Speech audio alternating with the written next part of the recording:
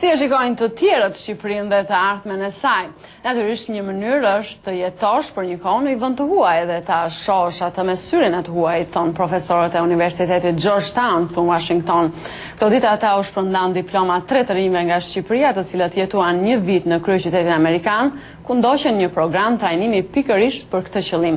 Jo thjesht për të marrë një ori, por për të krijuar një vizion më të gjerë mbi nevojat e Shqipërisë. Kolegu Ilir Ekonomi ishte në një ceremoni të thjeshtë, por kuptim plot që u zhvillua në këtë universitet. Fotografi, shtrëngime duarsh, fytyra të qeshura. Zakonisht kështu përfundojnë të gjitha ceremonitë e diplomimit. Por diplomat që po shpërndahen sot përmbajnë një mesazh të veçantë. Është fjala për vizionin që ky grup nga Shqipëria do të përpiqet të përhap kur të kthehet në atë. Pas një vit trajnimi në aspekte të prekshme për shoqërinë shqiptare si administrata publike, sistemi bankar apo reformat në shëndetësi, organizatorët shpresojnë që ky grup të mund të zbatojë në Shqipëri koncepte të reja.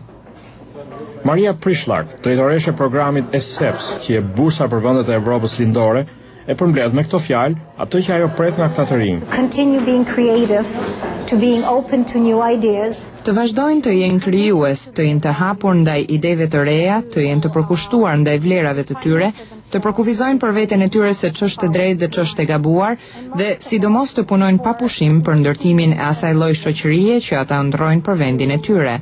Një shoqëri që të jetë plotësuar me institucione, të cilat ende kërkojnë zhvillim. Për shembull, Artan Gjergji, i cili vjen nga autoriteti mbikëqyrës financiar i Shqipërisë, mendon se Amerika është vend ideal ku mund të mësosh për tregjet jashtë sistemit bankar.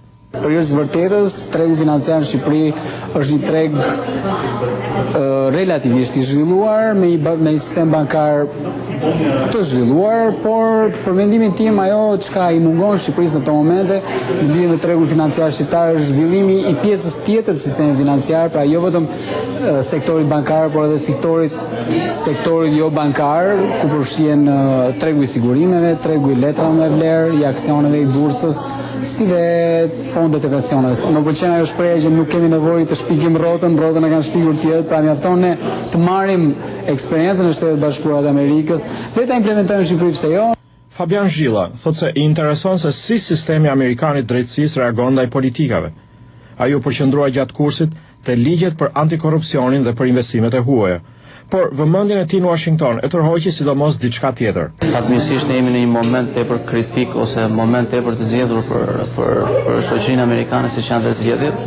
Dhe fati jonë është që ne dëgjojmë domethënë të gjitha alternativat e kandidatëve për president dhe mënyrën se si ata i referojnë gjërat. Gjithë ky environment, domethënë gjithë ky ambient na bën ne të shohim dhe të mësojmë atë që do të na duhet për në Shqipëri nesër. Ajo që vjet të re këtu, debatet janë përqendruara në 3-4 çështje kryesore dhe nuk merret njëri me çështje personale.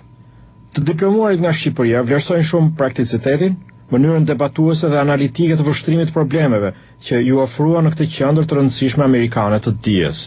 Ky është një ndër universitetet më prestigjioze këtu në Amerikë.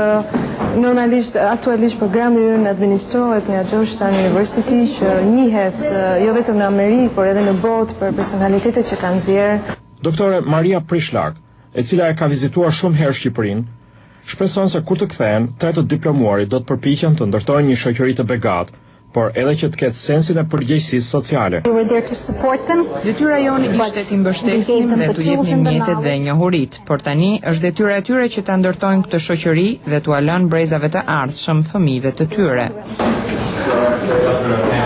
Për zërin e Amerikës, Ilir Ekonomi, Washington.